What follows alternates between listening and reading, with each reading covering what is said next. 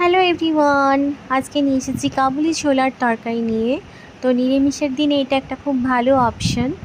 তো দেখো, আমি প্রথমে ভিজিয়ে রাখা ছোলাটাকে বয়েল করে নিচ্ছি, সাথে দিয়ে দিয়েছিলাম বড় করে কেটে রাখা আলু, অল্প একটুখানি নুন দিয়ে বয়েল করে নিয়েছি। আর এদিকে একটা আমি পেস্ট বানিয়ে নিয়েছি, যার জন্য নিয়ে নিয়েছি কাঁচা লঙ্কা, টমেটো, চারমগজ, কাজু আর অল্প পোস্ত, আর নিয়েছি আদা।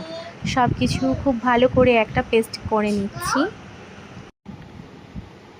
পেস্টটা বানিয়ে নিয়েছি দেখো। তারপর কড়াতে তেল গরম করে নিয়েছি। তেল গরম করে কিছু গোটা গরম মশলা, শুকনো লঙ্কা, গোটা জিরে আর তেজপাতা ফোড়নে দিয়ে দিলাম। সঙ্গে একটা কাঁচা লঙ্কাও দিয়ে দিয়েছিলাম। তারপর একটু নেড়ে চেড়ে দিয়ে দেব বয়েল করে রাখা ছোলা আর আলুটা। পরিমাণ মতন লবণ আর একটু হলুদ দিয়ে দিয়েছি।